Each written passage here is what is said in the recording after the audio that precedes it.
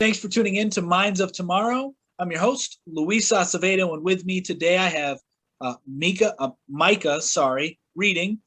He is the founder and executive director of the I am so sorry. I keep fumbling over my words right now. This usually doesn't happen, so I'll have to cut this part out. Thanks for tuning in to Minds of Tomorrow. I'm your host, Luis Acevedo, and with me today I have Micah Redding. He is the founder and executive director of the Christian Transhumanist Association. Micah, thank you for joining. Yeah, it's great to be here. Thanks for having me. Of course. So if you can give us a little bit about your background and how you became to be a Christian transhumanist.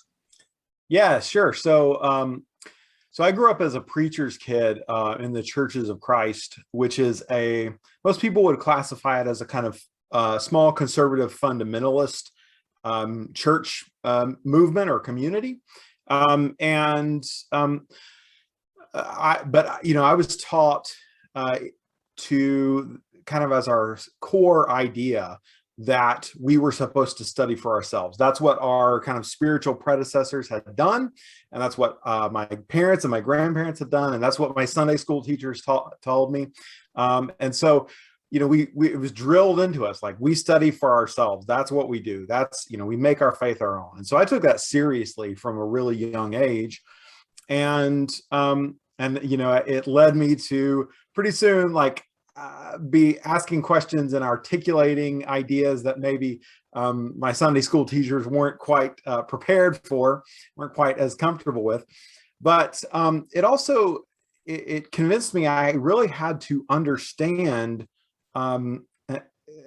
pretty much everything. I really had to understand science and philosophy and technology and theology at every level. I couldn't just kind of keep a narrow focus on a very few specific things. I really had a responsibility to try to understand the world and the meaning of it and all that kind of stuff. And so at the age of about 12, I started actually maybe a little bit earlier, but I started actually reading all these atheists and kind of went through this process of questioning and what people would call deconstruction and rethinking everything. And, for a while, I thought maybe I would become an atheist because it seemed like everybody who was reading these books became an atheist eventually. But I didn't. I never quite went all the way there. Instead, I just began this process of continually rethinking and re-examining my faith. And part of that process was that through exposure to popular Christian writers like C.S. Lewis and G.K. Chesterton and N.T. Wright and people like this, I was kind of drawn into an interest in the larger historic Christian conversation, the world of Christian thought. And what I was really struck by is how important and how heavily emphasized was this idea of the body and the transformation of the body. And with that was this idea of eschatology, like the world was to be transformed, not just our bodies, but also the world as a whole. And that was really in contrast to kind of the version of it that a lot of people around me were talking about, the version of Christianity where we just go to heaven when we die. There's nothing else. It's just about leaving your material body for an immaterial world, your immaterial soul. And I realized in historic Christianity, that was antithetical to really what was being talked about. So as I got into that really was profound and transformative for me because it meant that everything in the world was meaningful. It wasn't just, what's going to be in heaven after we die. It's also what are we doing now? What is our science? What is our technology? All that kind of stuff. And as I was encountering these spiritual perspectives in the larger Christian tradition, I started encountering secular transhumanists and secular transhumanist communities online. And I realized that for many of them had left behind a faith past or a Christian past that was a lot like my own, that was immaterial and so forth. And they'd constructed a worldview that was profoundly about the transformation of the material world and the material body, just as historic Christianity that I had rediscovered was doing. And so I immediately recognized that I was a transhumanist. And so that's how, for me, that got started in the late 90s, really coming to terms with the Christian faith in a newer and deeper way, was at the simultaneously recognizing that I was a transhumanist and part of the transhumanist movement. Right. And I think that so what you were touching on with science and the secular transhumanists, and when you discovered them, how you resonated with them, it's important to, I think, point out that in early Christianity, but the Christians were, helping develop science and math, as were other religions as well. And I think there's this false dichotomy that's presented in our world today of religion versus science. You could even look in the Bible itself with astrology, if you will, where the three magi, the Zoroastrians, they went to go find Jesus when he was born, and they knew this because of the science of the time. So, there really is a relationship between the two, and I don't think there's really a division. And I think Christian transhumanism tends to bring that together full circle. So could you maybe describe a little bit what Christian transhumanism actually is and what it represents? Yeah. So since the well, I would say it has a long history, but beginning in the 90s, I think there began to be, I think, inklings of exactly my kind of path through this, right? That transhumanism and Christianity were really manifestations of the same kind of impulse. They were working towards the same idea. And so this is something, that different people over the years kind of highlighted and tried to work out the implications of. But around 2013, a kind of small community of us began to form the Christian Transhumanist Association. And essentially, what we kind of laid down as our kind of fundamental ideas and principles is basically that we understand the Christian faith calls us to participate in the work of God with science and technology. And so that's what it is. It's participating in the work of God with science and technology. We understand that to be Christians is to be called to participate in the work of God, creating, cultivating, uplifting, transforming life. That is our job as humans, as a species, and so forth. And that science and technology are core parts of that work and always have been. And in fact, are manifestations of being made in the image of God in Christian language. And so that really is what it is. It's participating with God. Someone would say being co-creators with God, using our science and technology to do so. Right. So I know there's another, as you've seen in my library for the videos, I've interviewed Lincoln Cannon, who's also a co-founder of the Mormon Transhumanist Party. And they like to, emphasize that they aren't separate from Christianity, yet there's two different, associations. So could you maybe go into the differences between Mormon transhumanism and Christian transhumanism?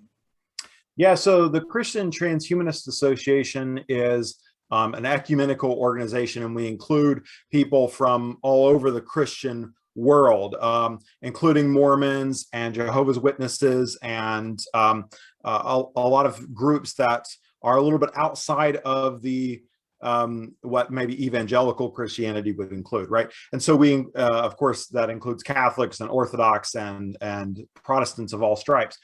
And so we're focused on what Christians share, right? So what Christians who are Catholic, Orthodox, Protestant, and so forth share, and how that integrates with transhumanism. The Mormon Transhumanist Association, they have some very specific cultural and theological kind of ideas that connect with transhumanism in a specific way. And so it's like I said, the really fundamental idea that Christians generally share is that we are called to participate in the work of God, that God is bringing about a transformation of the material, physical cosmos, that includes our bodies and ourselves at the deepest level, and that we are called to participate in that work. And I think when Christians look at just Genesis 1, it's right there, image of God. Humans were created in the image of God to do the kinds of work that God does, creating and cultivating life, and that science and technology are the strongest manifestation of that work. And we see this in Genesis 2 when they're called to cultivate the garden and so forth. And this is how it's been understood historically. So we're coming at it from a very much larger ecumenical perspective than the Mormon Transhumanist Association is. And so those kind of serve two different functions, two different purposes. But yeah, that's what it comes down to. And as we've already kind of alluded to, there is a lot of history behind this. So it's not just what we've done in the last few years, but actually you go back to the origins of modern science with the Royal Society in 1660, the longest lasting scientific institution in the world. And its inspiration in Francis Bacon and his work in the Novum Organum of 1627 or 1620. And that work is profoundly inspired by Christianity. It's explicitly inspired by Christianity, and it's explicitly transhumanist. They're talking about life extension. They're talking about transformation of the physical world. They say this is our job as Christians, is to do this. And you see this in the first publications that the Royal Society puts out. You see it in the stuff that prominent scientists like Robert Boyle are doing. And you see it throughout history, both back to the patristics in the early first centuries. Gregory of Nyssa is talking about science with his sister Macrina. And then you see it in the history of secular transhumanism. It shows up in Fedorov, a Russian cosmist, very influential, kind of inspires the later Russian space program. He's doing this from Russian orthodoxy. He's very much grounding it in his Russian orthodoxy. And then Teilhard de Chardin, writing about transhumanism in the 1930s, inspires Julian Huxley, who is the kind of looked at as the founder of secular transhumanism in the 20th century. So these connections are there, and they've always been there, and they go back, right? And so being able to speak to it from that ecumenical and broad perspective allows us to tap into that history and pull some of that forward, so that we can see where this is coming from and where it's going. Yeah, so there seems to be, especially in today's times, a fear of, I guess, advancement, whether it be in the science, in the sciences, or with technology. People are becoming really concerned with what's to come, whether that be, as some people have called it, a technocracy, or the void of religion being filled by scientism, which is also something that we're seeing rampant today. Whatever your position is, it's just, we keep hearing these slogans of trust the science, when that should be the opposite, right? We should question it. We should try and probe it. And so there's this, there appears to be a fear of what's happening for more religious-minded people, and then also this void that's that society, or humanity in some way, our culture, is trying to fill. And so, how do you see this movement here, the Christian transhumanist, playing a role to maybe reconcile the two sides? Because as we've alluded to before, it's not that technology or science and religion are incompatible. They're actually, they work together very well. But there's also a concern, like with C.S. Lewis, he talked about, scientism and the concern of, secular scientists coming to power and doing away with God. So how do you see, the Christian Transhumanist Association maybe helping to reconcile these two issues? Yeah, absolutely. So I think, as you alluded to there, the problem that we are seem to be facing in our society is that we need meaning, and we need purpose, and we need mission. And so we look for that where we can find it. And the problem is that a lot of our ways of kind of formulating meaning and so forth have broken down. And so what happens, yes, I would identify scientism as the kind of looking to science to provide the meaning or the purpose or the mission. And what that is fundamentally a misunderstanding of the nature of science, because I would argue purpose, mission, values, and science have to go together, but we have to get that relationship right. And so I think if we understand science correctly, we understand that science always serves some kind of mission. And so to look to science for the mission is kind of where the fallacy comes in, right? Science serves some kind of agenda, some kind of pursuit in the world. And if you look at, I mentioned Francis Bacon earlier, if you look at how he formulates the scientific method, he says basically it can only be done correctly if we keep two things in mind. Basically, he says, as he expresses it, is love and humility. And science is essentially institutionalized humility. That, like, it's continual humbling of our theories and so forth. But it has not often as much been institutionalized love, or has been in service of institutionalized love. And so this was the key behind the transhumanism of Francis Bacon and Robert Boyle and so forth, is that they believed you had to use science, and you had to intend to use science to uplift and transform and cultivate life. That without that objective, things would go wrong. And so this is, where transhumanism has come from historically, is this desire to heal disease, extend life, solve problems of hunger and clothing and all these kinds of things. And if you think about it, this is exactly what Jesus told his disciples, right?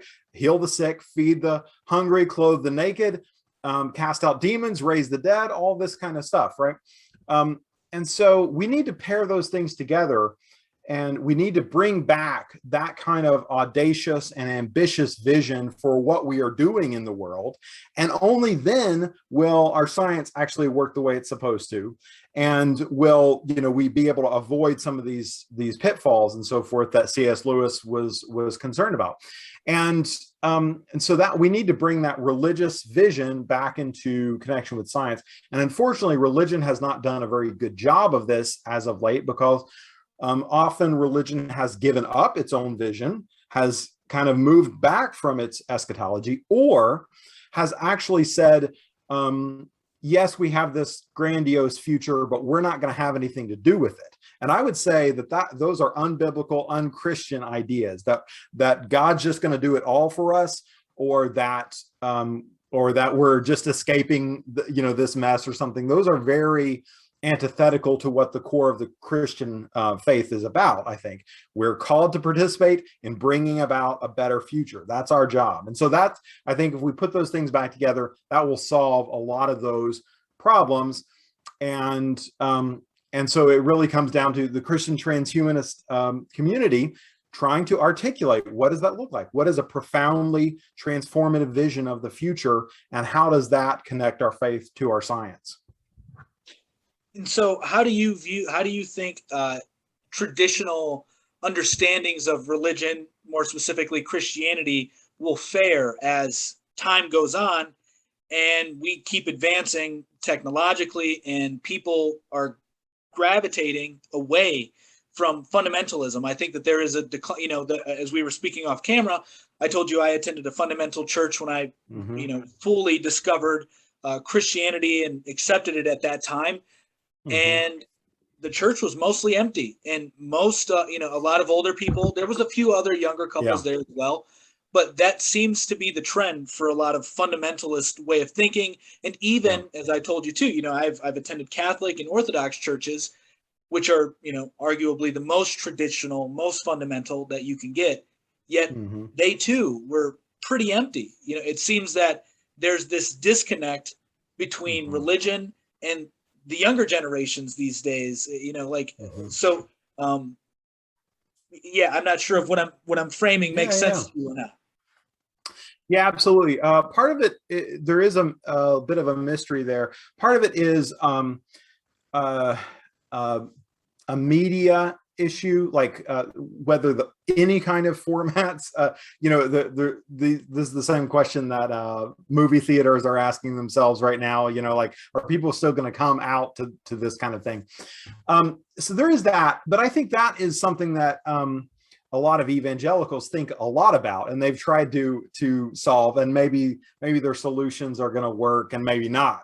And I kind of think the not is going to lead there, that ultimately addressing the media question, addressing the, can you get people to leave their house, is secondary to the larger question of, is this actually providing meaning and purpose and so forth?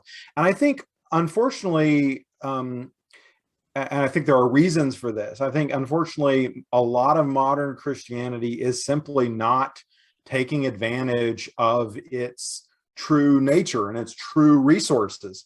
And so, and as I kind of said in my story, my path out of a fundamentalist Christianity into something different was actually digging deeper into Christianity, right? I realized, there's a lot more here than actually people are talking about or able to even be comfortable with, and you can, this is just flippant, but like, one of the things really, people are shocked to actually encounter like older forms of Christianity by what they say and what they're doing. And one of the easiest ways to talk about that, this is not a big theme for me, as it is for, say, Lincoln Cannon, who you talked to before, but the earliest Christians talk about what is the purpose? What is our purpose here? It's to become God.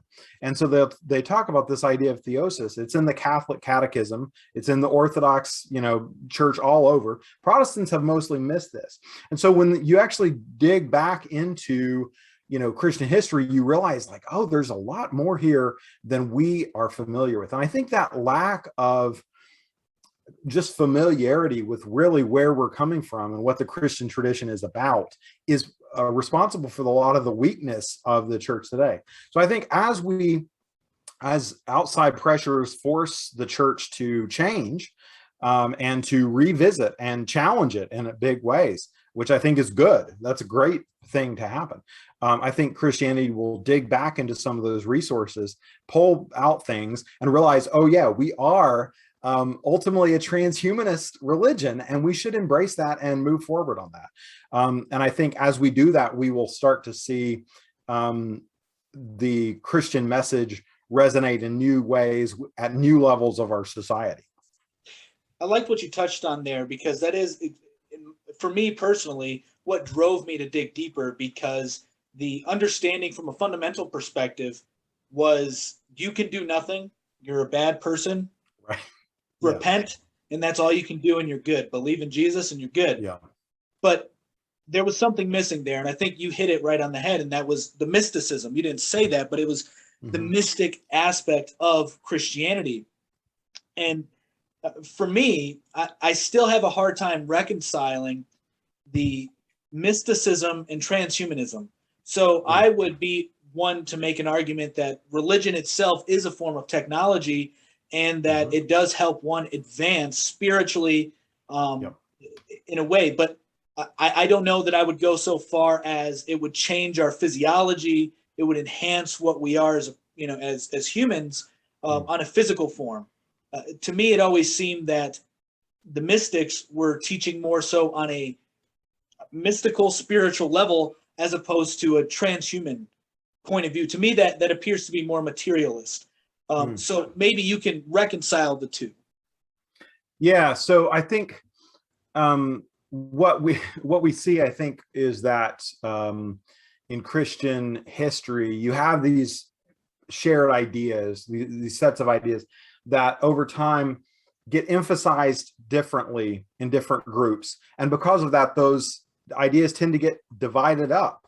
And so, maybe the Orthodox Church talks about theosis and transformation, but doesn't talk as much about eschatology and the future transformation of the world. And maybe an evangelical church talks more about the future transformation of the world, but backs away from this idea that it's to be something we participate in, and so on, right? And so you get these ideas divided up. And so, yeah, in the Orthodox kind of mystical tradition, there is this idea that the transfiguration of Jesus, where he transforms physically to be brighter than the sun, right?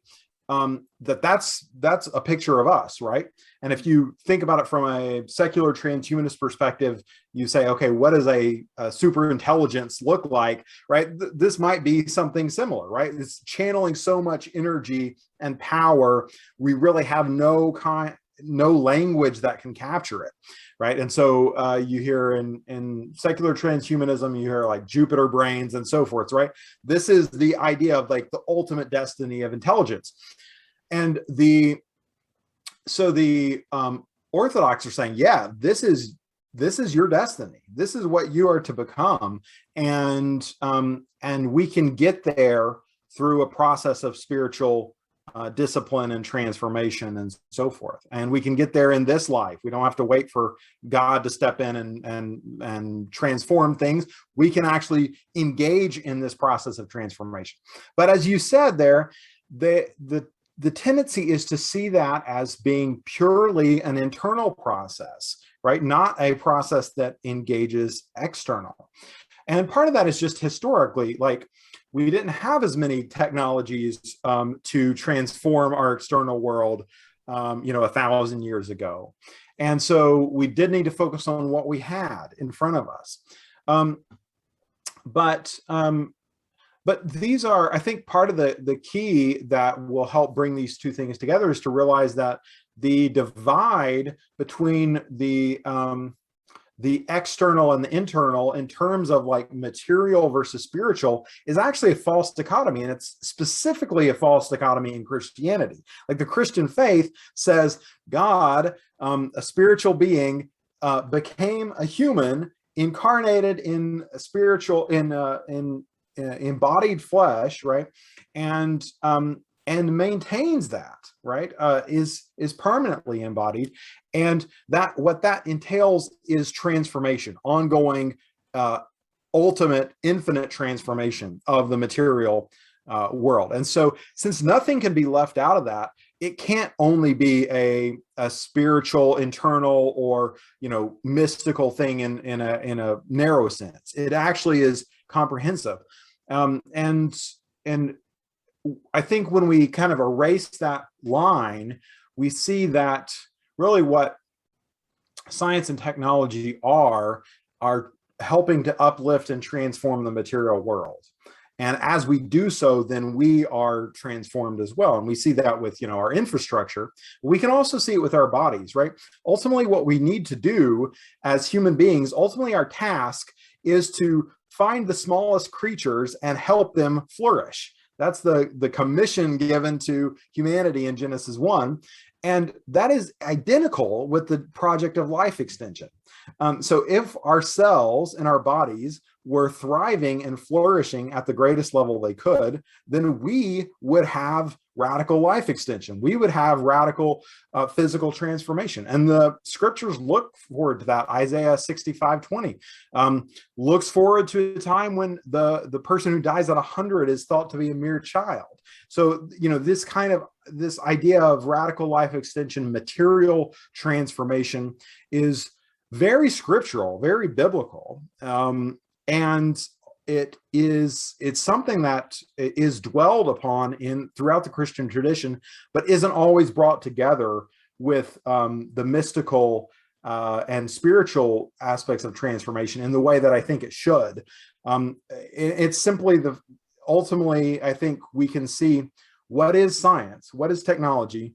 It is a spiritual discipline by which we come to understand the world better and to help it flourish. And those spiritual disciplines are the thing that ultimately will transform our bodies and our physical world. Thought that was nicely put. And you made me remember of a quote in the Bible in Mark where it says Jesus came back in another form.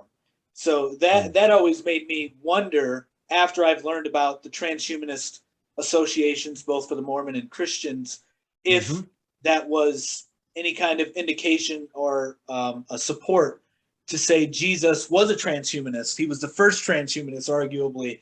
But another thing that I would like to touch on too is when you brought up the life extension. I know there's a lot of concern with that too, because people think it's going, we're playing God, as I'm sure you've heard plenty of times. It's very cliche. Sure. You get into that line of thinking, and that's a very common criticism.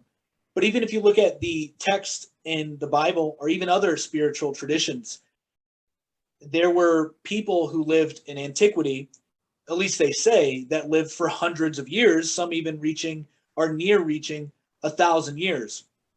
Now, the one thing I would say to this is the technologies that we have today, as far as we know, weren't available to them. And so what then gave them, I'm not saying that you would have this answer, but allowed them to live as long. And then some people would argue because they lived a more natural lifestyle, they were closer with God, etc. And then where we're going today is in the opposite direction as far as life extension goes with the, if I'm not mistaken, I don't want to misquote it, but I remember listening to one of Aubrey de Grey's videos where he was being interviewed by, I think, Ray Kurzweil, I believe. And they were talking about stem cell deletion. Once again, I hope I'm not saying anything wrong here. And if you know more about this, feel free to correct me at any time. But that treatment would require you to get constant medical attention every 10 years or so for these stem cell deletion, regenerate, so that way they don't age, because that's what he defines aging as, the accumulation of damage. And so that seems to me to be the complete opposite to what the prophets or these old, historical figures for multiple spiritual traditions that lived a long life, So hopefully what I'm saying is making sense, and you can address that. Yeah. So first of all, I want to say how much that picture of what aging is comports with the biblical picture, right? The idea that aging is the accumulation of damage and that de-aging is repair and healing is a very biblical idea, right? And what it speaks to is the idea that ultimately aging is not our destiny. That's not what we're intended for. Becoming and in the use of Aubrey de Grey and others, aging is the idea of becoming weaker, becoming sicklier, becoming more feeble, and so forth. And so the idea of we just need to repair things, that's actually the process of undoing this damage. That's a very biblical idea, and it's the idea that's expressed in the stories you were talking about people living to 1,000 years or whatever. The idea is that, hey, what we are intended for is to live radically long lives, and 1,000 years is essentially the largest number of years that you could imagine in the ancient world. Similarly, and this is a little bit of a tangent, but Noah's Ark is this story of God, humans, and technology. And it's a story of the largest kind of construction project that the ancient world could imagine. It's a story where God calls a human to construct a giant technological artifact to save the world. It's one of the first stories of redemption in the Bible. It's the story that makes up the template of redemption in the New Testament and so forth. And so this is this idea that what they were doing back then, or what these stories points to, is a non-technological vision. That's a very modern idea. If you go back a few hundred years, that's not how people read it. They understood that the early these patriarchs in these stories were people who had profound technological power. You see this reading, and some of the people I've already mentioned in the 1600s. This was a very common way of reading the scripture. Moses and Solomon and David and Adam were understood to have been technological pioneers, and they supported that with the text, like I already mentioned, the story of Noah building a giant ark, the story of Adam cultivating the Garden of Eden and all the creatures coming to him, and he was able to name them. And this idea that he was able to name them accurately and give them purposes, basically, was understood as technology. So when they said, why were these people able to live a long time? Their answer for a substantial chunk of Christian history was that they had the kinds of knowledge that allowed them to live a long time. The kind of knowledge that we've lost, not because we don't live more naturally, but because we have, this was the argument, that we've turned our back on our responsibility to science and technology, that we are actually, that the fall was a fall away from our natural God-given purpose of pursuing science and technology, understanding God's creation and helping it to flourish to new and higher levels. That's the human purpose. And because people had shirked that duty, we lost some of these powers that maybe ancient generations had, or maybe our scriptures were pointing to as our true purpose. Gotcha. That makes a lot of sense. And I definitely do see there is a, for a lack of better term, like a lazy approach to what humanity should do for the world.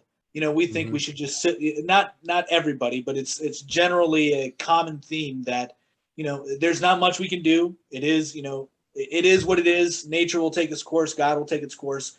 But even in the Bible itself, I think in Psalms, it talks about how God gave us the earth, and we are to rule over the earth. And, as you've been saying throughout our entire conversation so far, essentially be co-creators with God. That's not antithetical to what Christianity is, from my understanding. And, even Jesus calls us to do better things than he does. That's something he states. And, also there's this idea of heaven, from what I read in the text, actually, heaven being inside of us, but also this is the paradise too. Like we've never really left the garden, so to speak. It's just, we've sort of turned our back towards it, if you will. Now. Yeah. Well, and the way I would say it is that the Christian story is that God in Genesis, it's all in Genesis 1, that God set out to create and cultivate the life of the world. He raises it to ever higher levels of life, and then finally he says, I'm going to create a being who will do this kind of work with me and for me. And that's us, right? And that's the stuff he calls it to do, the humans to do. And he, even in the first few chapters of Genesis, it shows God teaching humans to do this, right? To name and categorize creation, to do all these kinds of work of cultivating and so forth.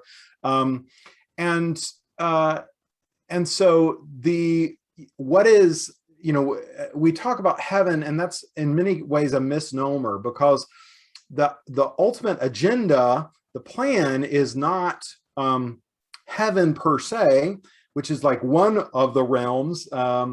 It's a new creation. It's the transformation and continuation of that creative process as God and humanity work together. And so that's the kingdom, that's the creation, that's heaven on earth. And that's how it's depicted. The Lord's Prayer says, your kingdom come, your will be done on earth as it is in heaven. That's the prayer that Jesus taught his disciples to pray, and millions of Christians say every week. The end of Revelation shows heaven descending to earth, and it creates this ecosystem, this ever expanding ecosystem bursting with life and technology and humanity. So, that's what I would say is the kingdom of God, that human dominion that God gave, that human cause, that human purpose.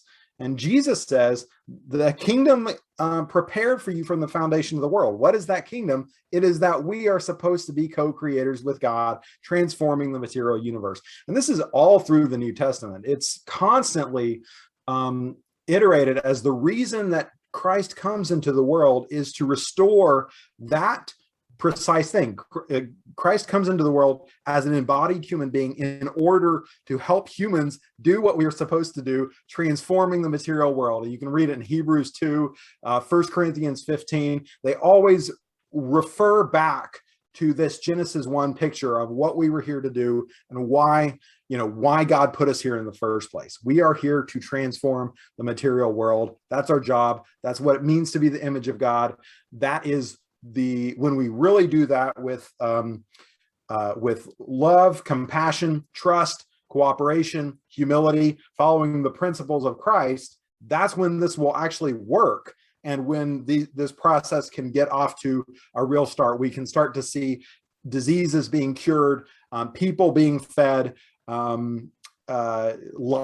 thriving, lifespans extending, and so forth and so on. Right. And so now you articulated the story of Noah in a very fascinating way. I have heard you say it before, and that being the ark is a form of technology. And I like that framing because it is true. It is a type of technology, and most don't view it that way. We take, because we tend to think that, our smartphones like this is what technology is, but yet technology, it's much more expansive than just, our computers and touchscreens and things of that nature. Yeah. Now, where is the line drawn, though, with this technology? Because if we look in the Bible as well, we look at the specific condemnation of witchcraft or magic, but arguably, prayer is a form of magic, and arguably what Jesus was doing to heal people was magic as well. So where do we draw that line then with this, witchcraft or magic and technology? Because I would consider this to be a form of technology as well. Yeah. So I suppose it depends on what you think witchcraft and so forth are. And so there are probably, and magic and so forth. And so we can certainly give different meanings to those things that have different connotations. So we talk about like Disney magic, or, like Apple's technology sometimes feels like magic or something like that. And so there are all kinds of different things like that. But I think what is at heart of those questions in the biblical story is the question of pro-sociality versus anti-sociality. So Jesus is interrogated during his time, like he's going around healing people, right? And they say, his opponents say, it's by the power of the prince of demons that you're casting out demons, right? It's by the power of Beelzebub that you are healing people. And so this is a claim that he's doing this by Satan's power, right? Something like this. And so he gives a couple of retorts to that. Interestingly, he talks, he gives a kind of basis for empiricism in some of these discussions. He says, if you rule out what observational data as being able to change your viewpoint of what's going on here, then what hope is there left for you, right? Like you've cut off yourself from the actuality of from God's ability to get through to you if you rule off out observation and evidence. But what really I think is at the core of it, he says continually, my sheep hear my voice. And when people are healed, when Jesus tells people to be healed, it's always they are healed, and he says, your faith has made you well, right? So he's attributing this to their willingness to be healed, right? He's not coming in with a blunt instrument and just, doing whatever he wants to the community. He's inviting them into something. They are responding and recognizing that they affirm, they agree with what he's doing and agree to be part of it. And I think that's really what's key. The idea, when the claim that Jesus is operating by the power of Beelzebub, is the claim that the force he's representing is against the community, is actually trying to undermine people's lives and health and well-being. And his response is, no, I'm here not just on behalf of the community, but I'm here by permission of the community. Like, I am here offering something that is not being forced. And I think that's the key for us to think about in technology going forward, is the good technology is the technology that affirms people's agency and their ability to make choices about themselves and their lives and their bodies and so forth, right? And the fear we have about technology is always the fear that somebody's going to use it to take control away from us, right? The fear that someone's going to take away our privacy, take away our options, take away our choices, coerce us into stuff, manipulate our minds, that kind of stuff. So the Christ-centered technology is the technology that uplifts and gives agency, and the satanic technology is the technology that takes it away. And I think that goes all through the biblical story and is key to all of these discussions that come up. Is like, what is your technology oriented towards love, compassion, cooperation, giving agency to others, or is it taking it away and doing the opposite? Yeah, I think that's a good way to put it.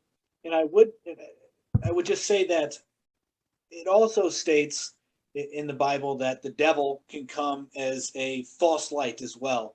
And so I feel that a lot of programs that are implemented in today's world and for a while are doing something like that, where they aim for the anomalies to take care of the anomalies, and then it ends up being this tyrannical overreach with a lot of things. I know I'm being very vague here, but so how does one discern that? Because if you take a fundamentalist or just anybody who is against the transhumanist movement, they would say that these technologies, yes, they may help people regain function. Like I read this article about a man who had like an exosuit or something on, who was able to, he regained full functionality in his knee, and he had a bad knee.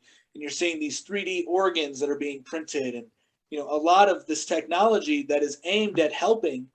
But like Elon Musk is another example, the Neuralink, that is usually a topic of fear for a lot of people, because that's looked at as a potential of the mark of the beast. But it's at least covered or presented as a benevolent technology that is going to help humanity. So where is that line drawn then? Yeah, so the idea of like the mark of the beast is always interesting, because a lot of people have been talking about that in the since the probably mid 20th century, and they talk about, it was the mark of the beast, the social security number, or is it the microchip, or something like this. And I always say, if the mark of the beast is going to be a microchip, then what is the mark of God? Is it going to be a quantum embeddable supercomputer? Because there's two marks in that story, right? The mark of the beast and the mark of God, and they're comparable. So if one is a technology, the other is a technology. In fact, I don't think either of them are a technology. They are a value system. They're an allegiance, and they're what we care about the most, really. And I think the mark of the beast, if you think about what the beast is in the story of Revelation, it's a tyrannical authoritarian regime. And what is the mark of God? It's the opposite of that. It's giving of agency. It's giving of freedom and so forth. And so this is the key thing that we have to always keep in mind is this in service of just control, of suppressing our personhood and our innate agency, or is it in service of uplifting our personhood and agency? And that the answer to that's never going to be found in, whether the circuit design looks like this or that, right? It's going to be found in how this fits into the greater technological ecosystem. And there are really concerns about this, right? A lot of us are concerned about privacy. A lot of us are concerned about, the influence that social networks have, in shaping our social life, right? Often, the easiest example is to think about is like, I communicate with my grandmother on Facebook. And so there's an algorithm in between me and my grandmother deciding what I'm going to see of her posts and what she's going to see of mine and so forth, right?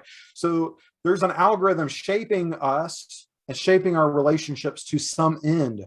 And so I think we do have to be active and moving towards, resolving those things, take an active interest in continually looking for ways to increase agency, increase power, and increase strength. Probably have more to say. Can I pause for just a second? I'm sorry. Something's come up. Yep.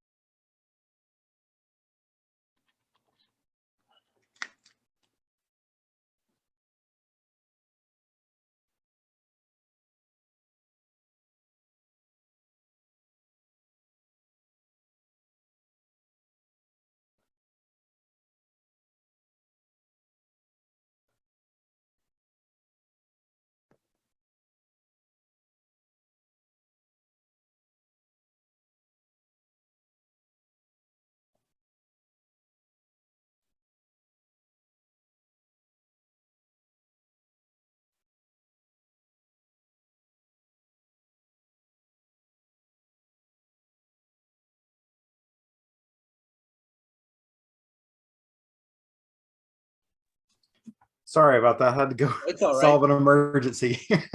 Everything okay? Yeah, everything's cool. Cool. Awesome.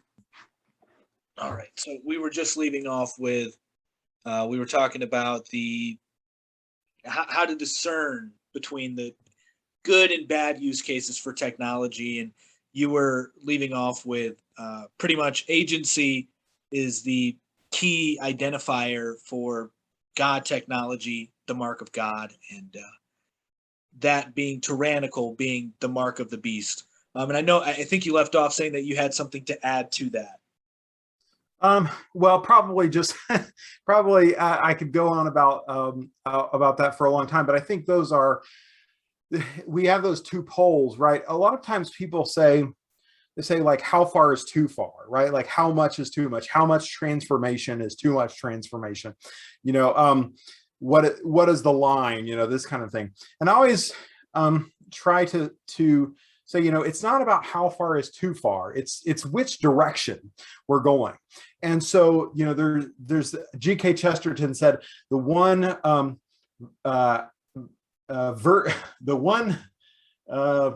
virtue of virtue is the absence of a limit, something like that. And so the idea being like, if it's good, there is no limit, right? If it's bad, then we don't want it. And we have to continually discern, those things as they come up, right? Those opportunities for abuse, all that kind of stuff. It's a continual process, I think. But we have to understand that at root, we're looking to understand in a deeper and deeper way, what is truly good and how can we advance that and mitigate the challenges and the dangers that come up in that process. So we always need to just ask, at the deep level, are we playing God or are we playing the devil, right? Like, which one are we actually trying to emulate in our lives and in our technology? Yeah, and I think that is a good indication of, does it stand or does it fall? That's also something that you see in the Bible many of times. When the apostles were being, threatened after Jesus was crucified. I remember there was a Pharisee, I believe, who said, if they're of God, they'll stand. If they're not, they'll fall on their own. This is also something Jesus teaches as well, with build your foundation on a rock as opposed to sand. And this is also something that you just see in nature and in the real world, where if something's true, there's no need to try and, keep it alive. It just is. It's just going to stand the test of time. Whereas a lie, we've all told lies. They always come unraveling, given enough time. It's even if it's a small one, it's like, it doesn't matter. And so it's a very interesting way that you put that. Now, I guess to switch gears a little bit here.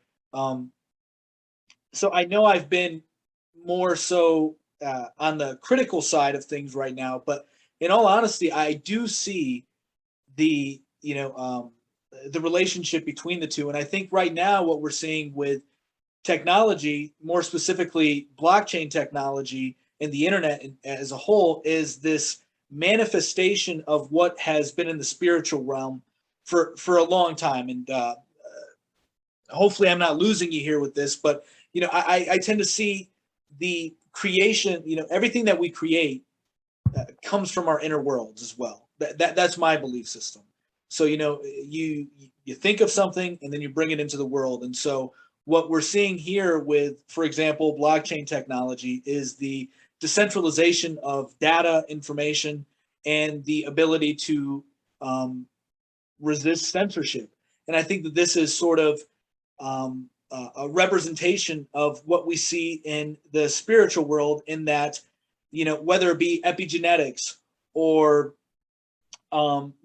if you want to call it reincarnation or resurrection, or I think there's another word for the book of life is also talked about in the Bible, and the Ashkenazi records, where there's, just basically all the information of life is stored.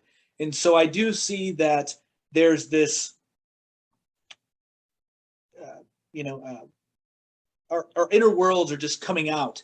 And so, and I think that's also why there's part of the fear that we see in the world too with technology, because we know that we're not all good, right? And so we know that there's potential for bad. So I don't know if you have any reflections on that. And I'm sorry, I keep apologizing. But as I told you before, it's been a long day for me. My mind isn't as sharp as it usually is. So I'm sorry if I'm not asking, good direct questions for you. Yeah, no. So one of the challenges that is dealt with in the Bible is the tension between two different perspectives, and these are usually called like the wisdom tradition and the prophetic tradition. And so the kind of impression, that kind of caricature of the wisdom tradition is that, do good things and good things will happen, right? And the caricature of the prophetic tradition is that the world is screwed up, and bad people are in power, this kind of thing, right? And so those seemingly contradict, right? The idea that do good and good things will happen suggests that the good people are in power, right? And it contrasts with these two things. And so you have both of those ideas in the biblical story, and the way it resolves, I think, is this idea of eschatology, of future transformation. The idea is like, yes, do good things and good things will happen on a long enough timeline, with a large enough sample size, right? Something like this. And so that's the kind of worldview that the New Testament is rooted in, is this idea, like, in Jesus' time, right? He's killed, all this kind of stuff, right? He is unjustly treated. Bad people are in power. Good thing, he does good things and good things don't happen to him, right? But he insists, and everybody else in the New Testament insists, that that's a precursor to things being set right? That he is doing good things and good things will happen because of that. and that will lead to the right people being, in power, so to speak, the justice being done, all these kinds of things going right with the world. And so the New Testament teaches us to look at that in this kind of zoomed out way, to say, okay, yeah, I'm going to do some good things. I'm going to suffer unjustly, all this kind of stuff. But eventually, the good choices we make are going to pay off in this bigger, larger sphere of activity. And I think that's where we need to kind of orient ourselves now, because what we are struggling with in kind of modern society is trying to understand, what consequences do our actions have? What consequences have our actions had, over the last several hundred years? Do the things we did 200 years ago, do they have consequences now? And I think we would say, yes, they do. But how do we work through that, right? How do we understand it? And so we have to, so in kind of answer to your question, our technologies, our societies, our civilizations are in many ways a manifestation of what's going on in us spiritually, and they emerge from that. Sometimes that happens over a long period of time. It takes a while to play out well, and I think that's true. With that helps us understand some of the relationship between religion and transhumanism, because transhumanism so often thinks about things in a short term, and religion thinks about things in this long term.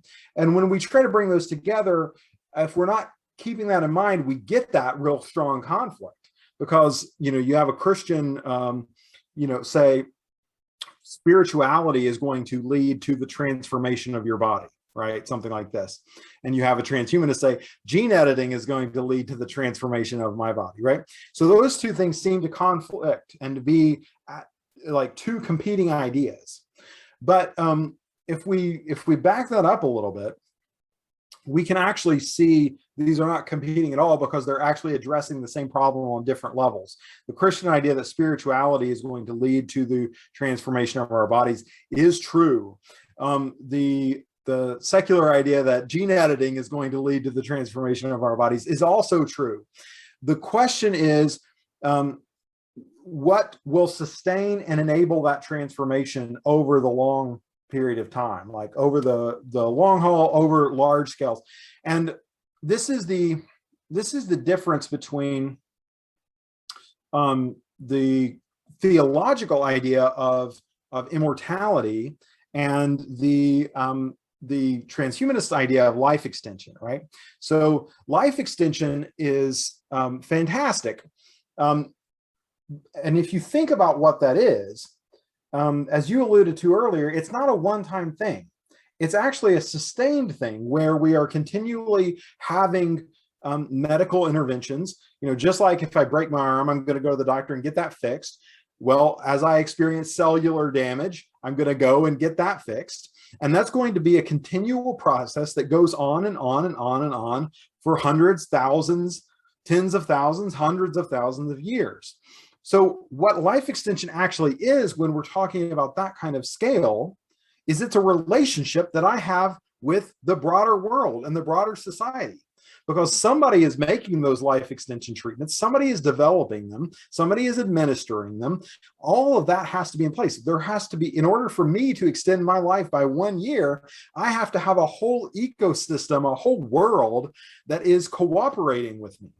And so then when you start to look at it at that level, then you realize the only way we can sustain that over that kind of period of time is by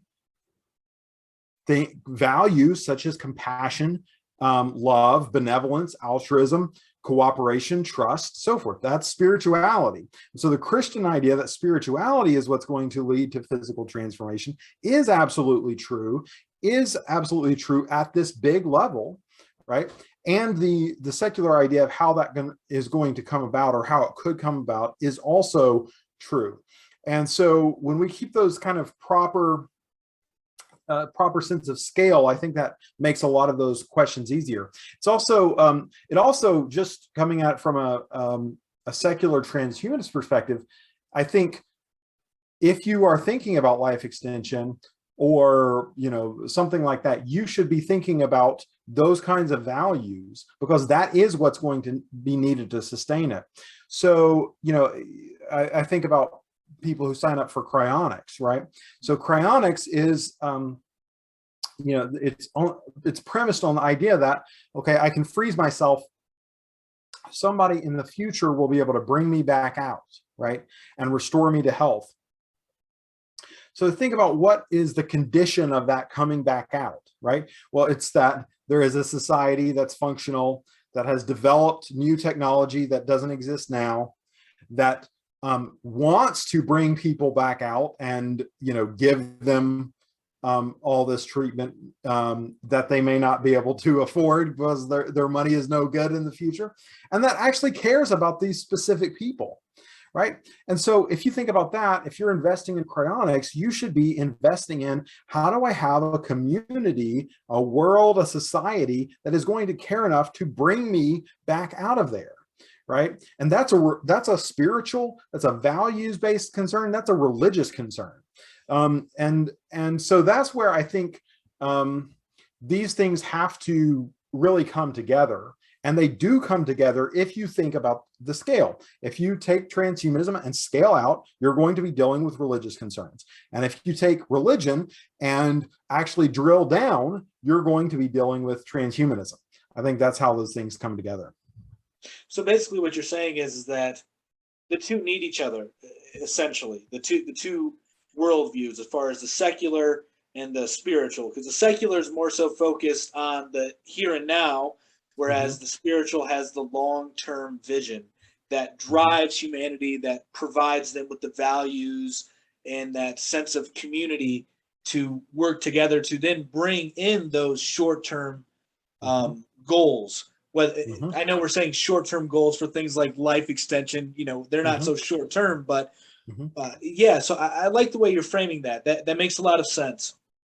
So do you think in order for spirituality to remain relevant and have a, you know, a say in what's going on in society, it would have to adopt some form of transhumanist philosophy? I think it needs to, because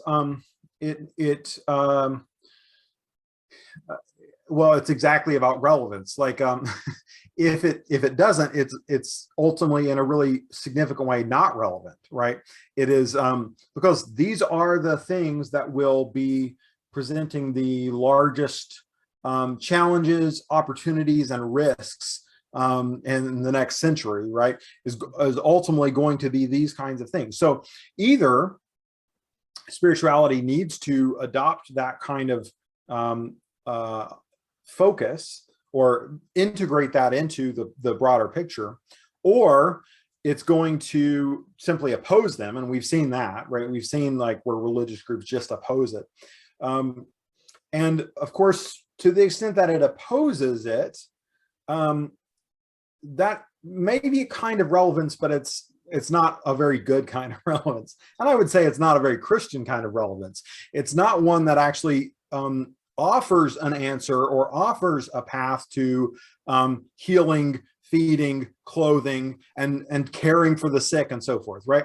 So there's this long history of Christianity engaging in things like building hospitals and doing all this kind of stuff, because that's what Christians understood their work to be.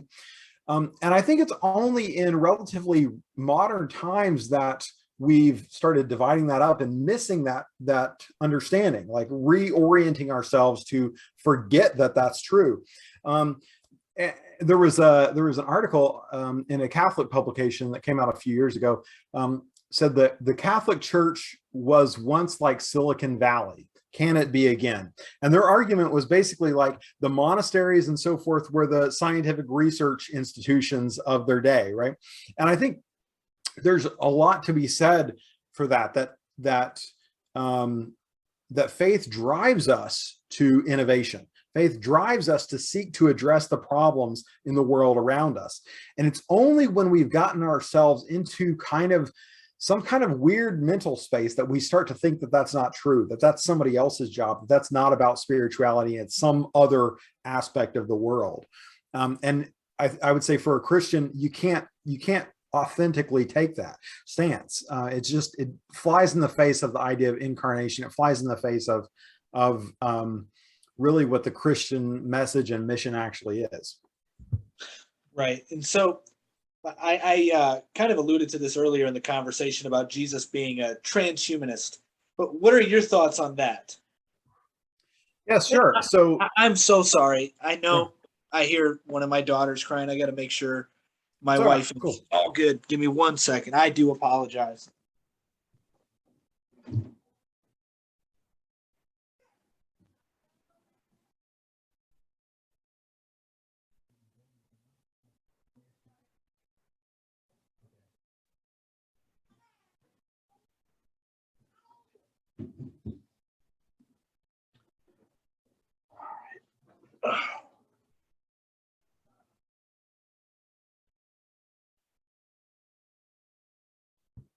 All right. I really do apologize, man. This has been like the most unprofessional interview I've had so far. So I am so sorry about this. Maybe it's mostly my fault. I should have not picked the day before I'm moving and all that. But, no, totally cool. Where were we leaving off? I was You're asking me about Jesus transhumanist. Yeah. Yep.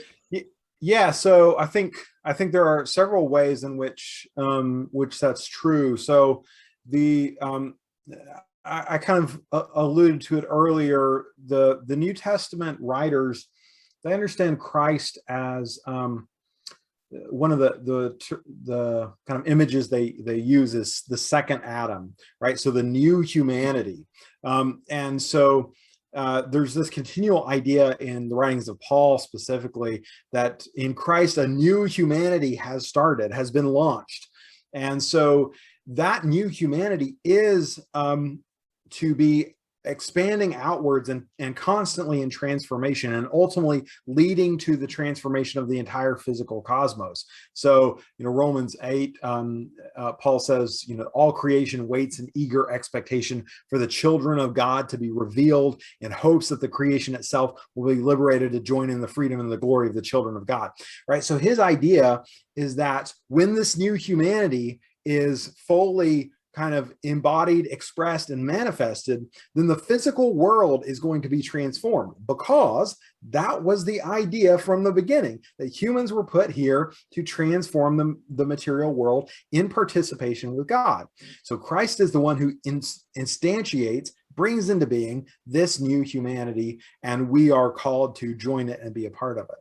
Now, what Christians, I think, have also understood is that the post-resurrection Christ and the transfiguration Christ is an image of our future, and that's the kind of thing that we are. That is our kind of future destiny, right? And it's a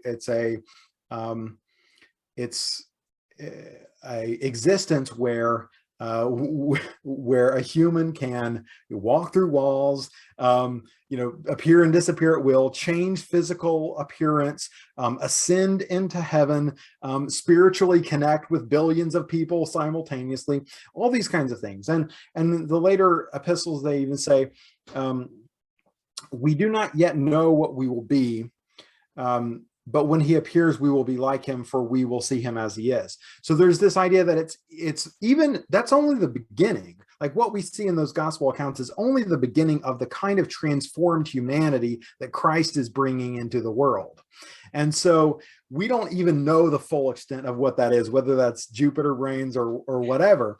And so that is how the New Testament is looking at Jesus as the first born of the new humanity, the first of the new humanity that's coming into the world. And so, yeah, I think if you look at just how they talk about this in detail, I think that's exactly how the New Testament writers understand it and talk about Christ. And and I would say, you know, the way he talks about himself, and I think when we could drill, you know, we could drill into that, but I think, yeah, I think that is the general picture there. This is a new humanity that's starting with Christ, and eventually it's going to lead to the transformation of the entire physical universe. So when Paul says that we all have Christ inside of us, he's essentially saying that we all are already transcending our current human nature because of Christ. Yeah, absolutely. That is, and in 2 Corinthians 3:18, we all who with unveiled faces behold the Lord's glory are being transformed with ever increasing glory. So the idea being that because we have encountered in Christ the true ultimate kind of destiny of humanity, and because that has now, we've been joined with that in some way, that we are now equipped to progressively transform into that forever, to ever increasing degrees. And this is how early Christians talk about this.